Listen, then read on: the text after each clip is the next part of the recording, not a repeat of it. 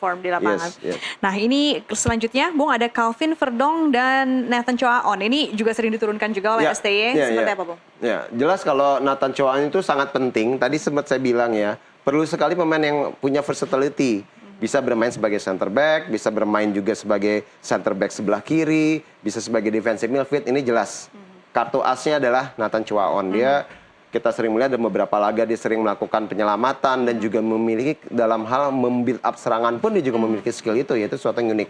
Tapi kalau berbicara, ya ini tadi kita berbicara Nathan Choaon ya, ini sangat-sangat kritikal walaupun natural posisinya adalah di back kiri atau center back bagian kiri. Di mana ada bola di situ ada Nathan. Betul ya? Bener, entah kenapa ya. Semoga terus berlanjut. Tapi kalau berbicara Verdong ini sih udah lain lagi. Ini yang menurut saya kenapa potensi daripada timnas ini Indonesia itu sangat-sangat meningkat dan sangat-sangat apa ya, kita pengen banget lihat hasilnya karena ini adalah pemain yang bermain di kasta tertinggi ya di Dordrecht Liga Belanda. Selalu bermain. Saya kebetulan juga melihat bahwa dia selalu diturunkan selama 90 menit.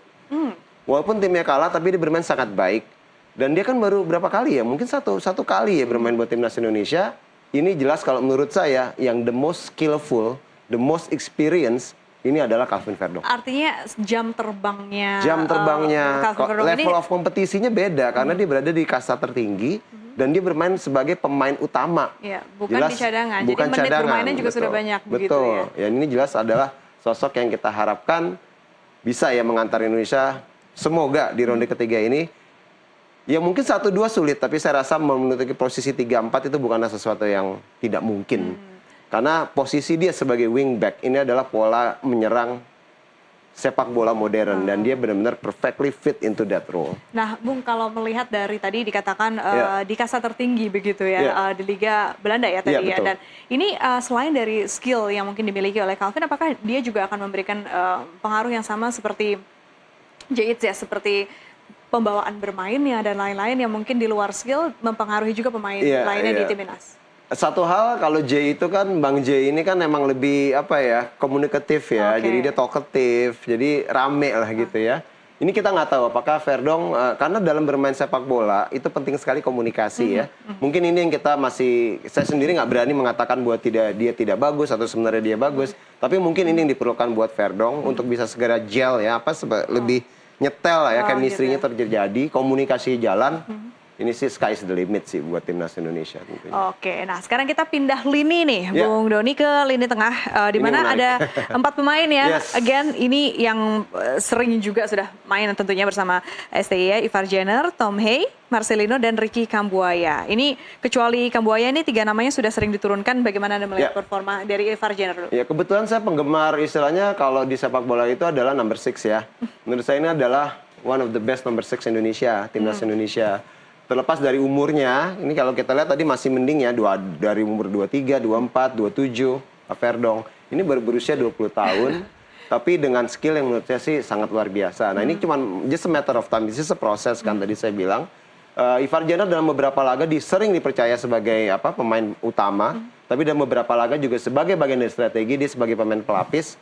Ini sih udah perfect lah, ideal lah. Cuman saya melihat kenapa potensi. Umurnya, Bung? Kenapa? Kalau masih muda kenapa? Apakah itu berpengaruh juga terhadap kematangan di lapangan? Enggak? Ya, sebenarnya memang tidak, tapi kadang kalau dalam permainan sepak bola bisa terlihat. Kita kan nggak berbicara kalau Nyoli nyebrang sedikit ke Eropa. Lamine Yamal tuh pengecualian sih. Mungkin terjadinya setiap 20, 30, atau 50 tahun sekali gitu ya. Dan 20 tahun untuk usia yang umum itu sebenarnya sudah dibilang pemain muda. Dan Ivar Jenner menjalankan role-nya sebagai pemain muda yang sangat baik menurut saya. Karena dia begitu tenang, dingin. Ini sesuatu yang dulu mungkin kita nggak sering lihat, tapi sekarang semakin banyak pemain Indonesia, terlepas dia diaspora, terlepas dia lokal, mentalnya udah lebih bagus sih.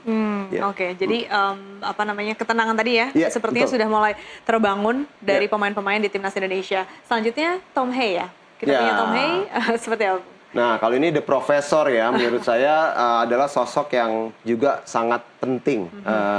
Apalagi kan banyak yang bilang, kok gol kita banyakan dari back ya, gitu ya. Dan ini ada bisa dibilang orang pertama yang menginisiasi istilahnya build up, serangan, assist, dan bahkan di saat buntu melakukan sebuah tendangan-tendangan yang sangat spektakuler dari luar kotak penalti. Dan terlebih lagi dia paling senior, mungkin bisa dibilang.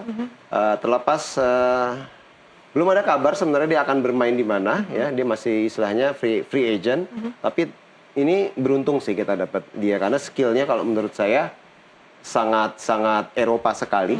Terlihat memang dia jarang berlari, tapi itu yang disebut perbedaan antara jago karena keren lari sama jago karena efisien. Ini adalah jadi pemainnya efisien. Sangat efisien.